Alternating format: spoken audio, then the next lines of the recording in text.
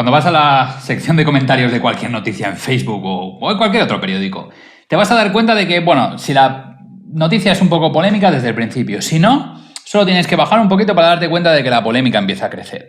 Es como que una persona dice algo, la otra persona malinterpreta y escribe atacando a esa persona se defiende, entra una tercera persona, una cuarta, una quinta, el tono sube y al final el moderador acaba borrando todos los comentarios. También te ha pasado seguramente con WhatsApp.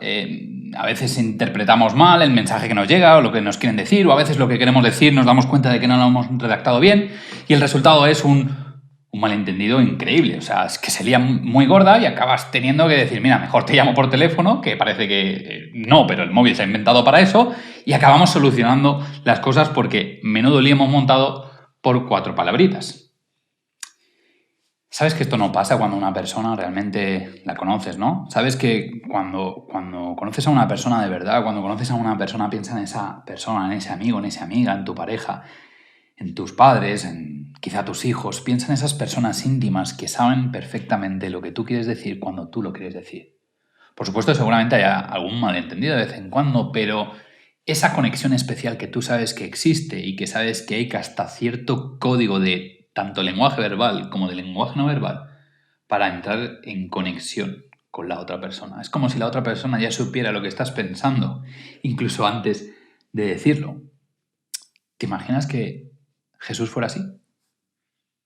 Igual la pregunta no está bien planteada. ¿Te imaginas que a ti te pasara eso con Jesús? ¿Te pasara que tuvieras tanta conexión, tanta confianza, lo conocieras tanto, que supieras realmente lo que quiere decir y cómo lo quiere decir y nunca malinterpretaras aquello que siempre ha dicho?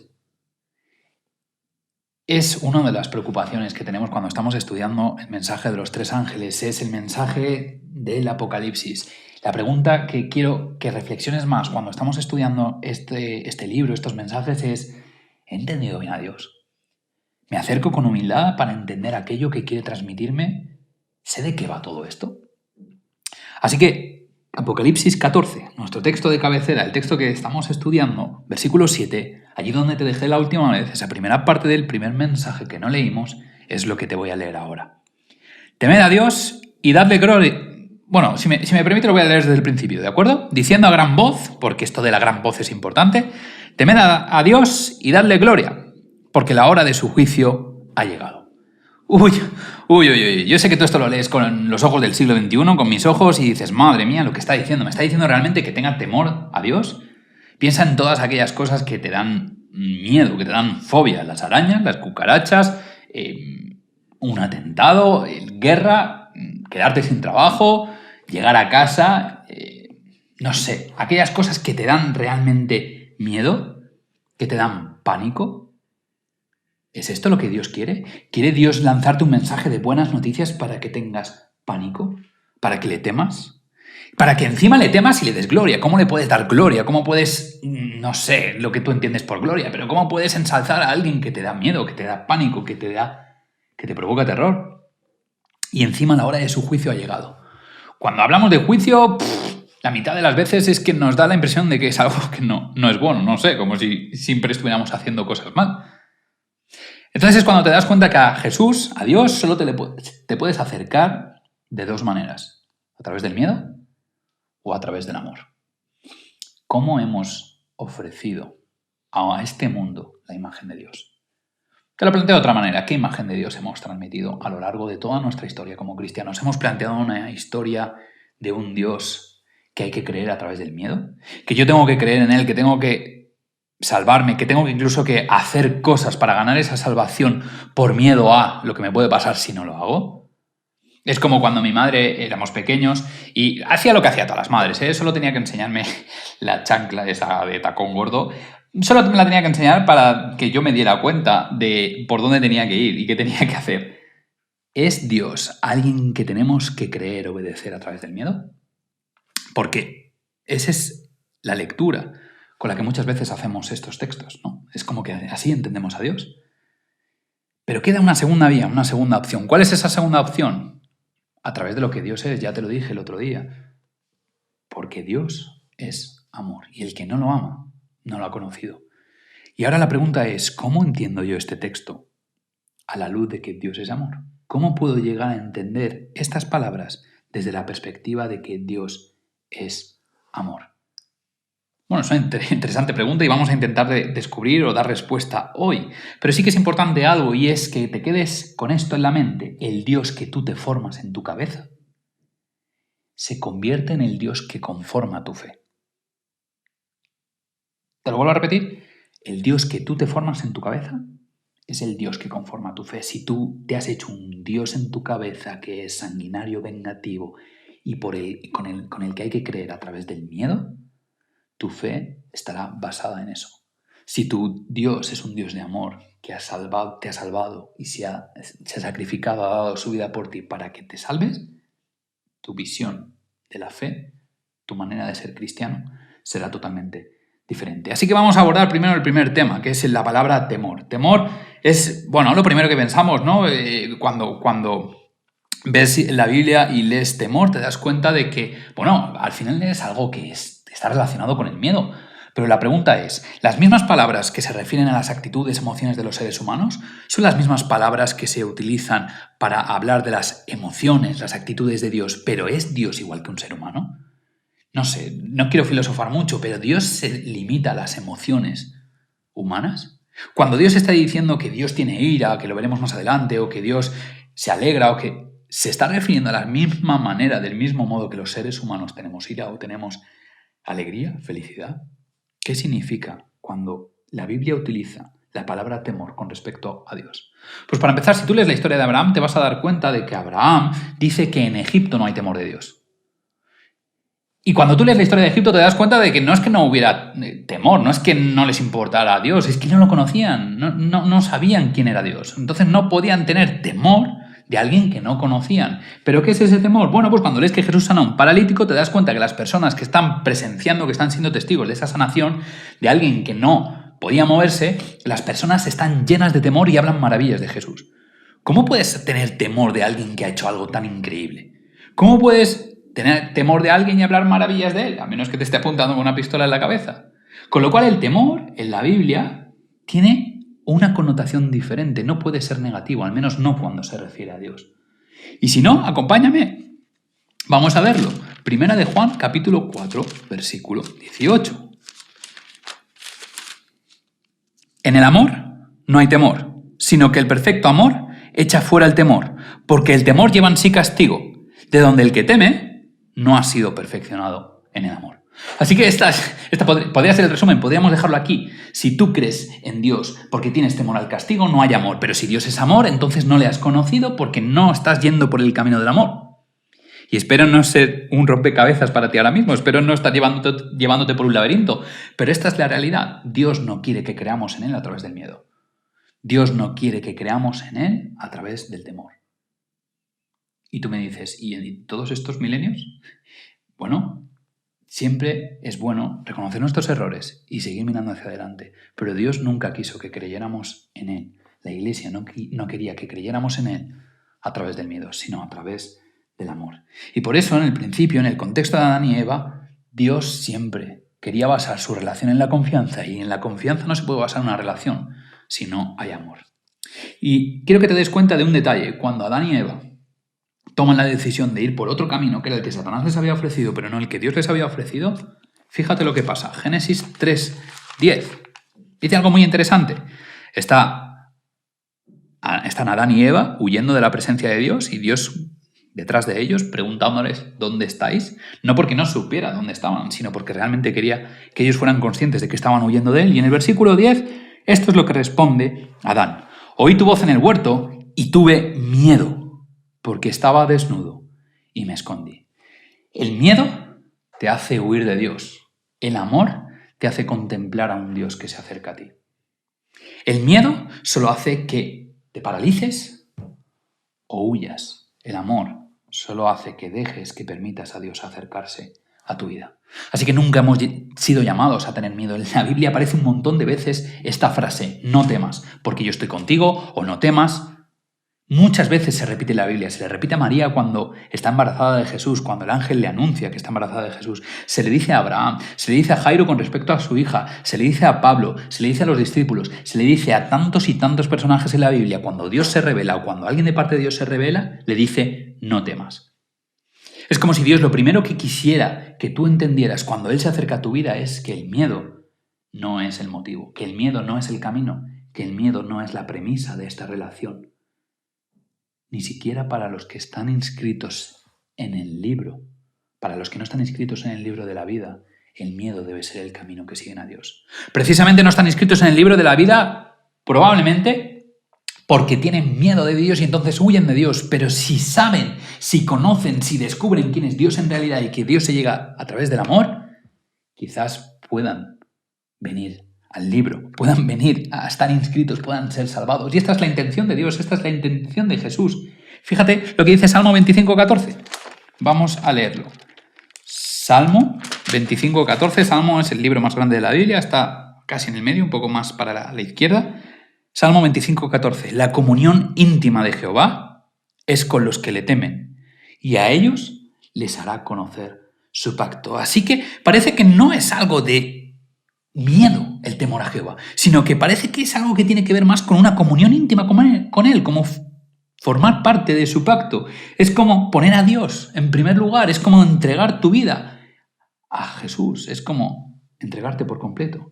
Es como, parece que va más en la idea de guardar sus mandamientos, de mantenernos en ese pacto de amistad, en esos criterios. Es básicamente amarle y ser amados por Él, una relación basada en el amor. ¿Te acuerdas el día anterior cuando leímos que Jesús resumía toda la ley, todos esos mandamientos en amar a Dios y amar al prójimo? Igual el amor es la piedra angular de formar parte de Jesús, no el miedo. ¿Y qué es la gloria? Porque cuando entendemos que en Apocalipsis 14 nos está hablando de temer a Dios, podemos empezar a entender ya que no se trata de tenerle miedo, sino que se trata de empezar una relación real con Él, basada en el amor. Así que darle gloria en la Biblia es una consecuencia de temer a Dios. Cuando tú lees estas dos palabras juntas a lo largo del Antiguo Testamento, temer y dar gloria a Dios, siempre se refiere a gloria como una consecuencia del amor de Dios. Y además es una idea, gloria en sí tiene una idea de peso, de importancia en el hebreo. Es como que algo que realmente pesa, ¿no? Es como cuando colocas un peso pesado encima de algo y por fin descansas, pues eso que te pesa lo colocas encima de alguien, o eso que tú le das importancia lo colocas encima de algo, como en una balanza. Lo que Dios te está diciendo es que todo tu corazón, el peso de tu corazón, como vimos que Jesús lo decía en Mateo 6, lo coloques en Jesús. Y también tiene esa idea de clarificar, de hacer transparente a algo o a alguien. Y esto Jesús lo repite varias veces en Juan capítulo 17, en esa oración de Jesús, pidiendo por toda la humanidad, pidiendo especialmente por sus discípulos, pidiendo al Padre que les diera valentía, ¿no? y valor y fe para afrontar lo que venía. Jesús dice, te he glorificado. Habla de glorificar al Padre, habla de que ha mostrado al Padre y de que lo va a seguir mostrando. En Juan 14:9 dice Jesús que no vais a ver al Padre si no es a través de mí. Así que Jesús ha venido a esta tierra para ser la imagen del Padre y Él glorifica, clarifica, hace transparente al Padre. Así que tú puedes leer Ezequiel, tú puedes leer Jeremías, puedes leer Isaías, puedes leer Daniel, puedes leer Apocalipsis, pero la mejor manera de entender a Dios es a través de su imagen, que es Jesús de Nazaret, Dios hecho carne. Y por eso en Juan, capítulo 12, versículo 28 al 31, va a decir algo muy interesante y quiero que guardes todo lo que te acabo de decir, que es mucho, en mente, porque es la importancia de dejar claro quién es Dios antes del juicio. Un juicio va a llegar y es importante que entendamos quién es Dios, qué es y qué va a hacer. En el versículo 28 del capítulo 12 de Juan, Padre, glorifica tu nombre. Entonces vino una voz del cielo, lo he glorificado y lo glorificaré otra vez. Y la multitud que estaba allí y había oído la voz decía que había sido un trueno. Otros decían, un ángel le ha hablado. Respondió Jesús y dijo, no ha venido esta voz por causa mía, sino por causa de vosotros. Ahora es el juicio de este mundo. Ahora el príncipe de este mundo será echado fuera. Ahora es el juicio de este mundo. Ahora el príncipe de este mundo será echado fuera. Así que es necesario un juicio para que el enemigo de Dios sea echado fuera. Así que es necesario un juicio de Dios para que Dios sea glorificado, para hacer Dios transparente, para que Dios sepa para que nosotros sepamos quién es Dios, para que contemplemos su esencia, para que comprendamos perfectamente quién es Él. En Apocalipsis dirá esto mismo con otras palabras, dirá que por fin ha sido echado fuera el engañador, el que acusaba a los hermanos día y noche. Así que el juicio llega antes de esto. En el versículo 32 dice, y yo, si fuere levantado de la tierra, a todos atraeré a mí mismo. Así que glorificar, darle gloria a Dios, basado en una relación de temor, que es una relación de amor, de pacto, de amistad verdadera, tiene como consecuencia hacer transparente a Dios. Con tu vida muestras, sin mancha, sin empaño, como cuando se nos empañan ahora las gafas con la mascarilla, sin ningún tipo de confusión, muestras a Dios.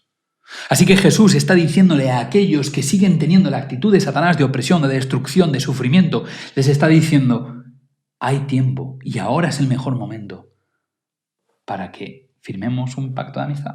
Como cuando éramos amigos y entrábamos en las pandillas, firmábamos un pacto de amistad, formábamos parte del mismo grupo de amigos.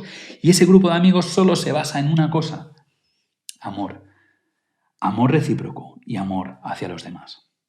Así que solo nos queda hablar de juicio. Y si ves por el camino por el que estamos conduciéndonos, por el que estamos recorriendo, te vas a dar cuenta de que quizá juicio algo te dice, algo, no sé, algo se comenta, algo se rumorea, que juicio no es aquello que tú estabas pensando antes de que empezáramos a estudiar este tema. Si temor no es aquello que pensabas, si darle gloria no es aquello que pensabas, juicio seguramente no vaya por un aspecto negativo, sino por un aspecto positivo. Y es que juicio en la Biblia no es algo que tenga que ver con un veredicto. Para eso hay otra palabra que se llama crima. En Apocalipsis, en este versículo, está hablando de una palabra en griego que la conocemos muy bien y que estamos demasiado habituados a esa palabra, y esa palabra es crisis. Crisis es momentos convulsos donde hay inestabilidad. Creo que nosotros en esta generación somos expertos. Esta palabra, crisis, tiene una connotación de revelación, de revelar, de mostrar. Así que todo es como que está unido, como que todo está conectado, ¿no? Al final, darle gloria es hacer más transparente a Dios, y el juicio es necesario que suceda para revelar realmente cuál es el carácter de Dios. Creo que uno de los errores más comunes que cometemos es utilizar el significado o las ideas de las palabras como si las estuvieran diciendo en el siglo XXI. Porque cuando tú ves a Dios como juez, no puedes obviar el hecho de los jueces a los que tú te puedes enfrentar en un juicio. Pero no te das cuenta que muchas veces los jueces están para ayudar, o casi siempre los jueces están para ayudar. Si no están para ayudar es porque algo has hecho mal. Pero incluso este juez, que es Dios, tiene una connotación diferente. ¿Te suena de algo el libro de los jueces? El libro de los jueces de la Biblia es un libro en el que no está hablando de magistrados, no está hablando de gente que juzga, que se sienta y que toma una decisión, un veredicto en base a unos hechos, donde hay una acusación y hay una defensa. El libro de los jueces habla de gobernadores, de libertadores de Israel, se le llama también. Y cuando a Dios se le habla o se le conoce como un juez, está hablando en este sentido bíblico, en un sentido de gobernador, de libertador, no tanto de un magistrado que toma una acción, sino más bien de las acciones que hace aquel que gobierna. Así que este mensaje que está lanzado a esas personas que aún no forman parte del pacto de amistad de Dios, Jesús les está diciendo, ahora que llega el juicio, ahora que se va a revelar realmente quién soy yo y quién es el enemigo de Dios, que se está haciendo pasar por Dios constantemente, pero echando basura en su imagen, ahora es el mejor momento, porque nunca antes en la historia de la humanidad se han desplegado las cartas de una manera tan evidente. Es importante porque el juicio sirve para revelar el verdadero carácter de Dios. Después de miles de años de historia de la humanidad, por fin Dios va a tomar cartas en el asunto y va a empezar ese proceso de rescate. Por eso, Juan, capítulo 5, Evangelio de Juan, no las cartas de Juan, en el capítulo 5, versículo 24, Jesús dice, el que oye mi palabra y crea al que me envió tiene vida eterna y no vendrá a condenación, mas ha pasado de muerte a vida. Esto es lo que Dios te quiere traer, esto es lo que Jesús viene a traer. El juicio no sirve para saber quién ha pecado y quién no, y entonces condenar a aquellos que han pecado. Precisamente el juicio sirve para todo lo contrario. El juicio es para saber quiénes han sido perdonados. El juicio es para saber quiénes han aceptado que Jesús muera por ellos y quiénes han decidido formar parte de ese grupo de amistad. El juicio es para salvar a más gente. El juicio es el proceso de Dios para traer justicia a esta tierra, para reafirmar la seguridad y la confianza de aquellos que creen en Él y para llamar desesperadamente a aquellos que no, porque ahora es la mejor oportunidad para creer en Él. Así que, cuando la Biblia habla de que tenemos que temer a Dios, está hablando de formar parte de ese grupo de amigos, donde Dios es el centro y donde todos disfrutamos, donde las relaciones no deberían ser tóxicas. Y si lo son, dejar que Jesús nos transforme y nos cure. Formar parte de ese grupo de amigos no nos lleva a tener miedo de Dios y a huir de Él, sino precisamente todo lo contrario. Jesús es como un imán que nos atrae de manera brutal. Ese grupo de amigos nos da la capacidad de glorificar a Dios, de hacer transparente a Dios, porque con nuestra manera de amar a Dios y nuestra manera de amar a los demás, estamos mostrando el verdadero carácter de Jesús. Juan 13:35, Jesús dice que nosotros, el mundo, la sociedad, el resto de la humanidad, sabrá que somos sus discípulos, porque tenemos amor los unos con los otros. Así que el amor siempre es el camino para Jesús, no el miedo, que es ese concepto, ese elemento que nos hace huir. Y por último, la hora de su juicio no tiene que ser percibida como algo que nos da miedo, como algo que nos ahuyenta de Dios, como algo que nos hace entrar en pánico, nos paraliza, sino que el juicio es algo que sirve para salvar a más personas, para que descubramos a más personas que han sido amadas y perdonadas y transformadas y salvadas por Jesús de Nazaret. Y acabo leyendo el último texto. Está en Primera de Juan 4. Teníamos que acabar ahí de nuevo. Primera de Juan, capítulo 4, versículos 16 y 17. Y nosotros hemos conocido y creído el amor que Dios tiene para con nosotros. Dios es amor, y el que permanece en amor, permanece en Dios, y Dios en él.